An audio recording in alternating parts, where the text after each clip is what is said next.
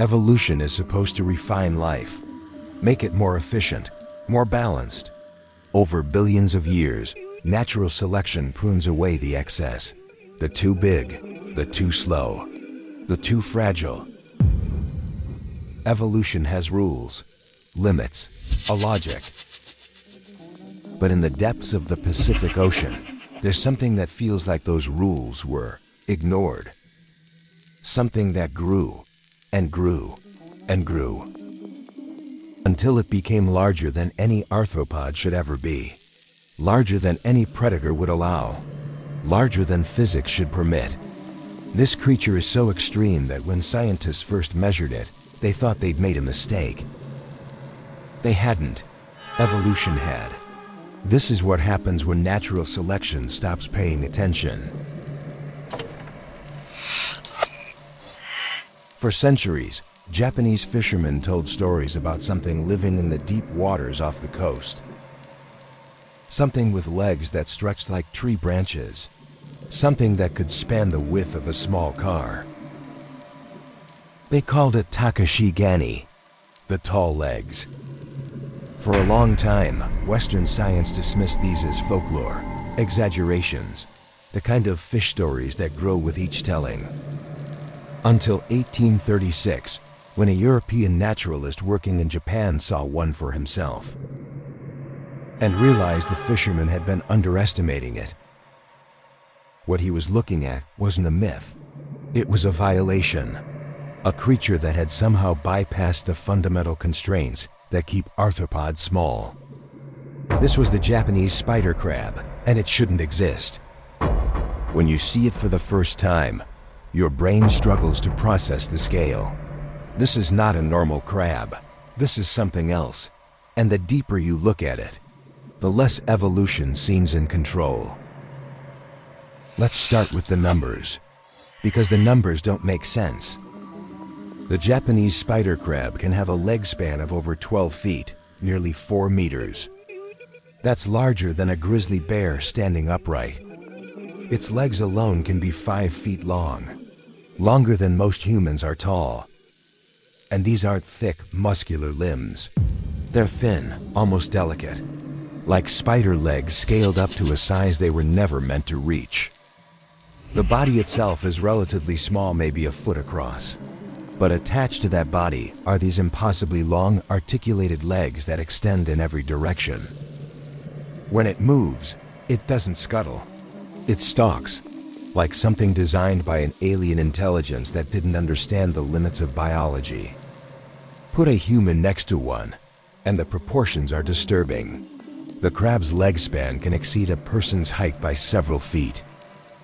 Divers who encounter them describe a specific feeling, wrongness, as if they're looking at something that evolution missed, something that slipped through a gap in the system. To understand how extreme this is, compare it to other crabs. A blue crab, the kind you might see at a seafood restaurant, has a leg span of about 9 inches. A coconut crab, the largest land arthropod, can reach 3 feet. The Japanese spider crab is 4 times that size. It's not just the largest crab, it's the largest living arthropod on Earth, by a massive margin. Nothing else with an exoskeleton comes close. So the question is, how did this happen? And more importantly, why did evolution allow it? The Japanese spider crab lives at depths of 500 to 2,000 feet. Deep enough that sunlight barely penetrates. Deep enough that the pressure would crush most organisms. In this environment, the rules are different. There are no land predators, no birds, no terrestrial constraints. Gravity matters less underwater. Buoyancy offsets weight. But even accounting for that, the Japanese spider crab is an anomaly. Because arthropods aren't supposed to get this big. The real mystery isn't how it got this big. It's why nothing stopped it. To understand why this creature is so strange, we need to talk about why arthropods are usually small.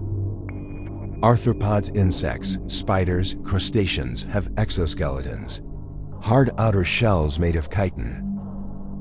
This design works brilliantly at small sizes. It's protective, it's lightweight, it allows for incredible specialization. But it has a fatal flaw: it doesn't scale. As an arthropod grows, its exoskeleton has to grow too. But the strength of the shell increases by the square of its size, while the mass increases by the cube. This creates a problem. The bigger you get, the heavier you get. And eventually, the exoskeleton can't support its own weight. This is why insects are small. Why spiders max out at a few inches. Why crabs are typically hand-sized. There's a hard limit built into the design, unless you cheat. And the Japanese spider crab cheated. The first advantage is water. In water, buoyancy counteracts weight. An organism doesn't have to support its full mass. The surrounding fluid does some of the work. This is why whales can grow to enormous sizes, why sea creatures in general are larger than land creatures. For the spider crab, living in deep water means it can support a larger exoskeleton without collapsing under its own weight. But that's not enough to explain its size. Because even in water, there are constraints. Energy constraints, metabolic constraints. And this is where things get strange. The Japanese spider crab has one of the slowest metabolisms of any crab species. It barely moves. It doesn't hunt actively. It scavenges. It waits. Its metabolism is so slow that it can survive on minimal food. It doesn't need to burn energy constantly like smaller, more active crabs. This slow-motion existence allows it to sustain a much larger body. There's no evolutionary pressure for speed or agility. In the deep ocean, patience is rewarded. But here's the problem. Being slow and large should make it vulnerable. Predators should target it. Evolution should have selected it out. Instead, it thrived for millions of years. Why? Part of the answer is defense. The Japanese spider crab's exoskeleton is covered in spines. Its legs are brittle, they break easily, but they also regenerate. If a predator grabs a leg, the crab can detach it and escape. Over months, the leg grows back. This is a survival strategy, a calculated sacrifice. But it's not a perfect one. Octopuses still eat them. Large fish still attack them. They're not invincible. And yet, they've been around for at least 10 million years. So evolution clearly tolerates them. But does it approve? Here's where the story gets uncomfortable. The Japanese spider crab is an evolutionary outlier. It doesn't follow the trends of its relatives. Most crab species evolved to be moderately sized, fast, adaptable. They colonized diverse environments. They filled ecological niches. The spider crab went the opposite direction. It became hyper-specialized, slow, giant, locked into a specific depth range. And here's the thing, hyper-specialization is usually a dead end. Species that over-specialize often go extinct when conditions change. They can't adapt. They can't pivot. The Japanese spider crab should be vulnerable, and yet it persists. Scientists don't fully understand why. There's no clear evolutionary advantage to being this large. In fact, there are disadvantages. One of the biggest problems is molting. Like all arthropods, the Japanese spider crab has to shed its exoskeleton to grow. During this process, it's completely vulnerable. For a small crab, molting takes a few hours. For the Japanese spider crab, it can take 16 hours or more. During that time, it's soft, defenseless, easy prey. The larger the crab, the more dangerous this process becomes. Many don't survive it. So why would evolution favor an animal that has to risk death every time it grows?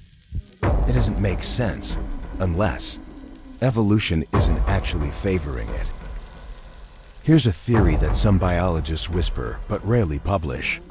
What if the Japanese spider crab isn't an evolutionary success? What if it's a relic? A holdover from a time when conditions were different? Millions of years ago, arthropods were much larger. Giant dragonflies, millipedes the size of alligators. This was during the Carboniferous period, when oxygen levels were much higher. High oxygen allowed for larger body sizes because it improved respiratory efficiency. When oxygen levels dropped, most giant arthropods went extinct. Most, but not all. What if the Japanese spider crab is one of the survivors? A lineage that found a loophole, deep water, slow metabolism, minimal oxygen needs, and just kept going? Not because it's optimal, but because it's just viable enough to avoid extinction. It's not thriving, it's persisting. And that raises a disturbing question. If evolution doesn't actively favor this creature, but also doesn't eliminate it, what does that say about evolution? We think of natural selection as a strict editor, pruning inefficiency, optimizing relentlessly. But the Japanese spider crab suggests something else. Maybe evolution is messier than we think. Maybe there are gaps, loopholes, spaces where things can exist that shouldn't. Maybe evolution doesn't have perfect control. And if that's true, what else has slipped through? Let's return to the original question. Is the Japanese spider crab a mistake? Not in the sense that it's broken. It functions, it survives, it reproduces. But in the sense that it feels wrong. Like a prototype that was never supposed to make it to production. Evolution usually constrains arthropods, keeps them small, manageable, efficient. But in this one case, in this one lineage, the constraints failed, and something massive emerged. Which brings us to the uncomfortable part. What stops evolution from doing this again? What prevents other arthropods in other deep ocean environments from growing to similar sizes? Or larger? The answer is nothing. As long as the conditions are right, deep water, low metabolism, minimal predation, there's no hard limit. The Japanese spider crab proved that the ceiling can be broken. And once a ceiling is broken, you start to wonder what else is possible. We've only explored about 5% of the ocean. The vast majority remains unmapped, unobserved. In those depths, there could be other creatures that broke through their evolutionary limits. Arthropods larger than we've seen. Mollusks with shells the size of cars. Things we don't have names for yet. The Japanese spider crab isn't a warning. It's a proof of concept. It's evidence that evolution has blind spots. That size limits are softer than we thought. That the deep ocean is a place where the rules don't quite apply. And the thing about blind spots is, you don't see what's in them until you stumble into it.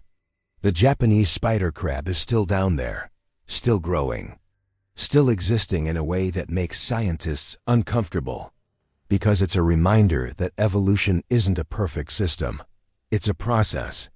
And sometimes, the process makes mistakes. The question is, what other mistakes are waiting in the dark? If you want to see more creatures that break evolution's rules, subscribe. Because the deep ocean has more secrets than we ever imagined. And some of them shouldn't exist.